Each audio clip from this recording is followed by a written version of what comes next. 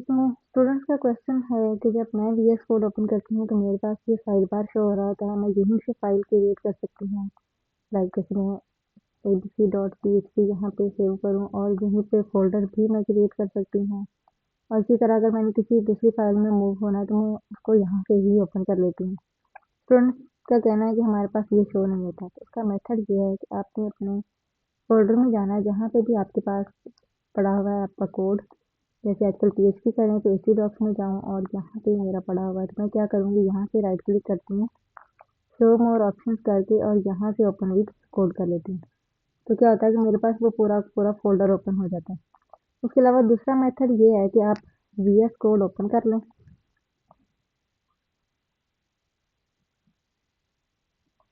यहाँ पे जाके फाइल पे अगर आप क्लिक करें तो वहाँ पे भी ओपन फोल्डर आ रहा होता है। जैसे ही आप ओपन करते हैं तो यहाँ पे भी ओपन फोल्डर आ रहा है।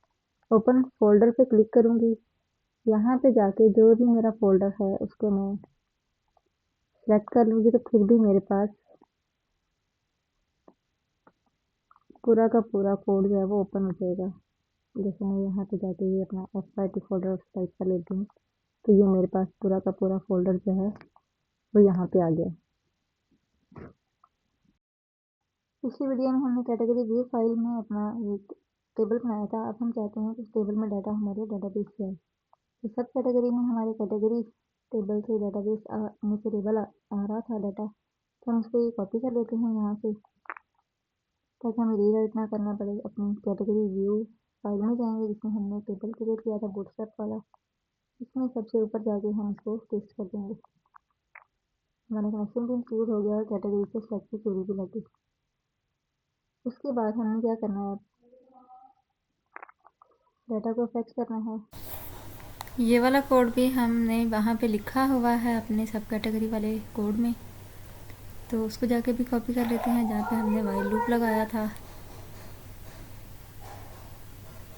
ये रहा, इस लूप को हम कॉपी कर लेते हैं और अपनी व्यू कैटेगरी में जाके हमें जहाँ पे इस डाटा को रेपिटेशन देनी है, यानी कि सारी रोज़ का डाटा लेके आना है, वहाँ पे इसको पेस्ट कर देते हैं। मेक श्योर करना है कि ये जो हमारी TR टेबल रो है हम इसको रिपीट करना चाहते हैं, तो हम इसके ऊपर इस वाइल को पेस्ट करेंगे। यहाँ पे अब हमें डाटा चाहिए हमारे डेटाबेस से, तो हम देखते हैं हमारे पास कौन सी फील्ड्स हैं। वहाँ पे कैटेगरी में हमारे पास ID, कैटेगरी नेम और कैटेगरी डिस्क्रिप्शन, ये 3 फील्ड्स हैं। यहाँ पे सबसे पहले हमें ID चाहिए और उसके बाद कैटेगरी नेम, ये हम हेडिंग दे रहे हैं अपने टेबल के ऊपर, और फिर हमने लिखनी है डिस्क्रिप्शन। हमारे पास 3 ही हैं यहाँ पे, तो ये 4th वाली जो है हम डिलीट कर देते हैं। अब हमें ये तो हमारी हेडिंग है, ये सेम ही रहेगी, इसको रिपीट नहीं करना है। इससे नीचे वाली जो TR है इसको रिपीट करना है टेबल बॉडी के अंदर। अब इसमें हमने डाटा लिखना है कि हमारा जो ARR वेरिएबल के पे जो इंडेक्स आ रहे हैं सारे डाटाबेस से, वो हमने लिखना है। ये भी हमने लिखा हुआ है अपने सब कैटेगरी वाले में, वहीं से कॉपी कर लेते हैं जब हमने वहाँ पे कैटेगरीज ली थी।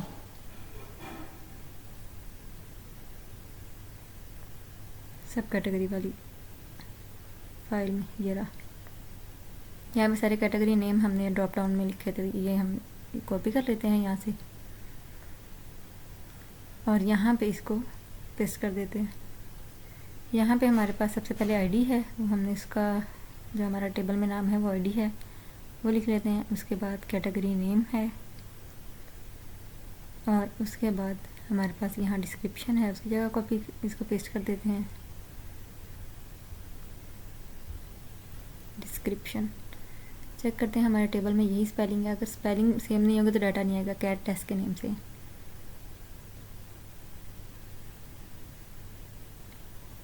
ये हमारे पास एक्स्ट्रा है, इसको डिलीट कर देते हैं। और इस रो के एंडिंग के बाद हमने अपनी जो वाइल लूप वाली करली ब्रैकेट है ये बंद करनी।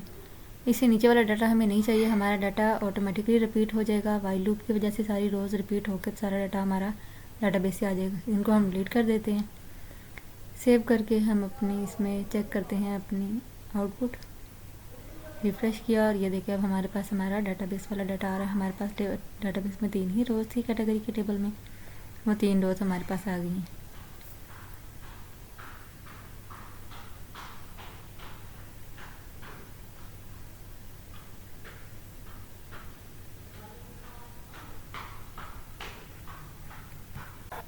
अब हम यहाँ पर डिलीट बटन ऐड करना चाहते हैं ताकि हम इस रो का डाटा डिलीट कर सकें। हमारी फाइल में मेंशन था admin have to delete this data, तो इसको हम क्लास दे देते हैं BTN, यानी कि एक बटन बन जाएगा BTN डेंजर। डिलीट के लिए हम रेड कलर यूज़ कर रहे हैं एंड बूटस्ट्रैप में उसकी क्लास होती है डेंजर।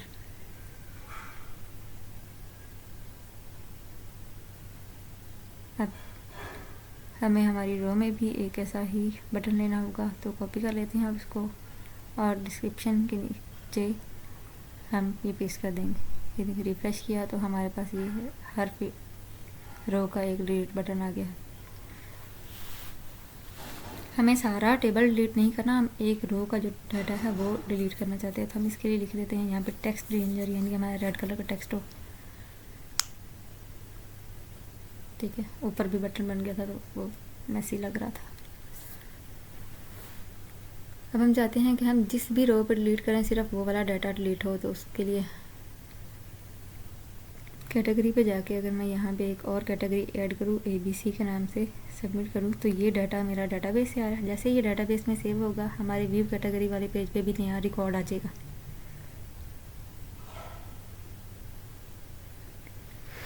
अब हम चाहते हैं कि डिलीट बटन पे क्लिक करें तो डाटा डिलीट हो, तो उसके लिए हम क्या करेंगे, एक साथ में ID मूव करवाएंगे, क्योंकि ID जो है वो यूनिक है हमारे पास, हर एक जो रो की जो ID है वो यूनिक है, तो हम ID यूज़ कर सकते हैं। हम उसके लिए हमें डिलीट का कोड लिखना है, तो हम एक नई फाइल क्रिएट करेंगे और जैसे ही डिलीट बटन पे मूव हो तो उस पेज पे मूव हो जाए हमारा कोड जिस पे लिखा होगा डिलीट का। तो हम जब मूव करवाना होता है तो A टैग यूज़ करते हैं, डिलीट पे हम A टैग यूज़ कर लेते हैं और इसको href दे के हम अपने delete.php एक फ़ाइल क्रिएट कर लेंगे उसका। यहाँ पे हम href देंगे और इस पे पेज का नाम दे देते हैं delete.php। हमें सब कैटेगरी का डिलीट भी बनाना है, तो इसके लिए हम कैटेगरी डिलीट लिख लेते हैं, कैट डिलीट। इसको सेव करते हैं, फाइल क्रिएट करते हैं, यहाँ पे अपनी एडमिन फोल्डर के अंदर ही हम अपनी फ़ाइल क्रिएट करेंगे catdelete.php। यहाँ पे जाके अब हम एक PHP का कोड लिख के देख लेते हैं कि ये मेरा कैटेगरी डिलीट वाला पेज है। एको करते हैं और एक डिलीट कैटेगरी स्टेटमेंट टर्मिनेटर लगाएंगे, चेक करते हैं कि डिलीट बटन पे क्लिक करने पे हमारे पेज पे मूव हो रहा है या नहीं। जैसे ये टैग लगाया तो हमारा कलर ब्लू हो गया है। ये टैग का कलर हमेशा ब्लू होता है। ये देखें हमारा जैसे क्लिक किया तो डिलीट कैटेगरी वाले पेज पे मूव हो रहा है। catdel.php हमारे पेज का नेम है। यहाँ पे अब हम अपना डिलीट का कोड करेंगे। अब हम चाहते हैं कि जब ये डिलीट बटन पे मूव हो तो इस रो की जो भी ID है वो साथ लेके मूव हो, तो उसके लिए हम लगाते हैं क्वेश्चन मार्क, उस नाम लिखा ID इक्वल टू, इसमें क्या लेके जाना है, जो उसकी ID है हर रो की। तो ये हमने यहाँ पे लिखी हुई है, इसको कॉपी कर लेते हैं और यहाँ पे पेस्ट, बाय मिस्टेक आगे पेस्ट हो गई है। यहाँ पे PHP स्टार्ट होनी चाहिए और उसके बाद पेस्ट होना चाहिए। इसको यहाँ से कट करते हैं, इसको यहाँ से कट करके तो एको के साथ पेस्ट करते हैं।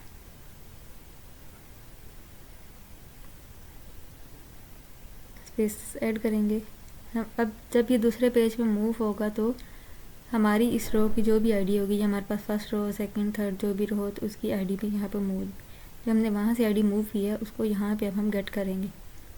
$_ लगाएंगे और साथ में वही नेम देंगे जो हमने पीछे लिखा है। जैसे मैंने ID लिखा था क्वेश्चन मार्क के बाद, तो यहाँ पे भी ID ही लिखेंगे। अनडिफाइंड अरे की ID ऑन लाइन 3। शायद कोई स्पेलिंग मिस्टेक हो गई है, स्पेलिंग तो सेम है। इसमें जब href लगना है तो मुझे सिंगल डॉट बैकस्लैश नहीं लगाना, बाकी कोड तो ठीक लग रहा है क्योंकि PHP एको ARR वेरिएबल ही यूज़ कर रहे थे हम और उसका इंडेक्स भी ID ही है।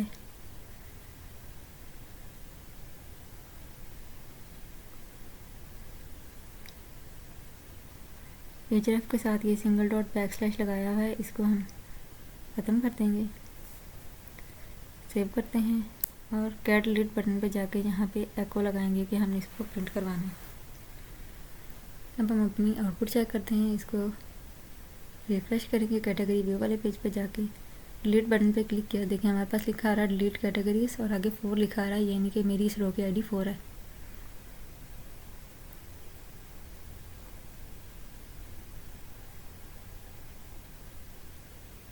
ठीक है, अब हम यहाँ से एको ख़त्म कर देंगे और अपना डिलीट की क्यूरी लिखेंगे। ये लाइन पे अब हमें नहीं चाहिए, इसको भी ख़त्म कर देते हैं।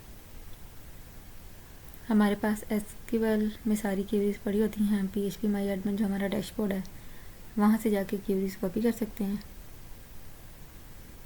तो एक वेरिएबल ले सकते हैं $, कोई भी आप वेरिएबल नेम यहाँ लिख लें जिसमें हम क्यूरी ऐड कर लें। एसक्यूएल में जाके डिलीट क्यूरी पे क्लिक करेंगे तो यहाँ पे मेरे पास क्यूरी आ गई, इसको Ctrl+A करके कॉपी कर लेती हूँ और अपना डिलीट कैटेगरी वाले पेज पे जाके इसको पेस्ट करते हैं डबल कोट्स के अंदर। डिलीट फ्रॉम कैटेगरीज, यानी कि मेरे कैटेगरी टेबल से डिलीट कर दो वेयर, जहाँ पे जो आईडी मैच होती है मेरी रो की। कैटेगरी टेबल में हमारे पास जो प्राइमरी की है वो आईडी है ID। तो जब हम डाटाबेस वाला कोई भी नेम लिखते हैं तो हम बैकटिक लगाते हैं, इक्वल हो $ID जो अभी हमने ऊपर लाइन 3 पे वेरिएबल क्रिएट किया। एंड पे स्टेटमेंट टर्मिनेटर लगाएंगे। क्यूरी लिखने के बाद अगला काम हमारा MySQL क्यूरी कनेक्ट फंक्शन होता है। कनेक्ट करने के लिए जो हम यूज़ करते हैं MySQLi_query। इसमें हम 2 पैरामीटर पास करते हैं, हमारा कनेक्शन और हमारी क्यूरी का जो वेरिएबल है। ये हमारा वर्क इस टाइम नहीं करेगा क्योंकि हमने इंक्लूड ही नहीं किया कनेक्शन, तो हम यहाँ पे अपना कनेक्शन इंक्लूड कर लेते हैं। $बैकस्लैश पे हमारी connection.php की फ़ाइल पड़ी हुई है, वो हम इसके साथ अटैच कर देते हैं। और यहाँ पे अब हम इफ़ लगाएंगे कि अगर हमारी क्यूरी वर्क कर रही है, इफ़ $Q यानी कि $Q में हमारे पास कोई भी डाटा आ रहा है, अगर क्यूरी वर्क करेगी तो हमारे पास यहाँ पे ट्रू आएगा, तो हम एको करवा देंगे कि डाटा डिलीटेड। अगर हमारे पास डाटा डिलीट नहीं होता, कोई एरर होता है, तो हम इफ़ के बाद एल्स लगाते हैं। अगर ना हो तो हमें यहाँ पे एको करवा दो कि डाटा नॉट डिलीटेड। उसके लिए हम ऊपर वाली लाइन ही कॉपी कर लेते हैं,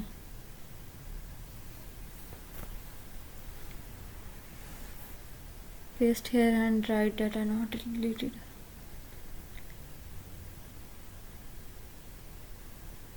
अगर डाटा डिलीट होगा तो डाटा डिलीटेड का मैसेज आएगा, अगर नहीं होगा तो हमारे पास आएगा डाटा नॉट डिलीटेड। इसको अब हम सेव करते हैं और अपने कैटेगरी व्यू वाले पेज पे जाके रिफ्रेश करते हैं अपना टेबल पे। इस पे अगर मैं डिलीट क्लिक करूँ तो ये मेरे पास आ गया है डाटा डिलीटेड। ABC वाला डाटा जो है मैंने 4th रो का डिलीट किया था, देखिए हमारे डाटाबेस में वो डिलीट हो गया। और डाटाबेस में से डिलीट हो गया तो हमारे पास रिफ्रेश करके देखते हैं, यहाँ से भी अब हमें शो नहीं हो रहा।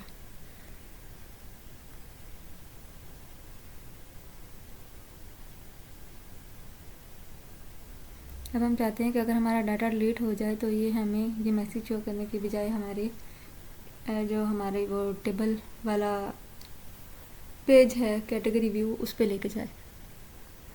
तो उसके लिए हम यूज़ करते हैं एक फंक्शन हेडर, उसके अंदर हम लोकेशन देते हैं कि अगर हमारा ये काम हो रहा है तो हमें उस लोकेशन पे मूव करवा दे। यहाँ पे लोकेशन का नेम है, हमारे पेज का नेम है category.php। इसको हमने लिखना है डबल कोट्स में,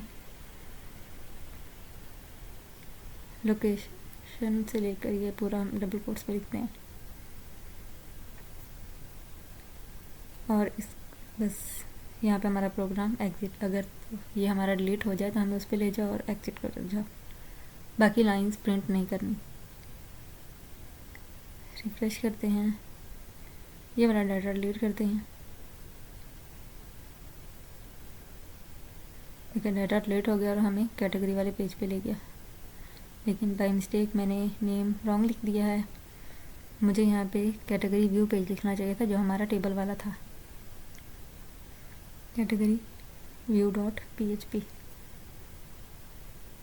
सेव करके रिफ़्रेश किया और यहाँ से अब डिलीट करके देखते हैं।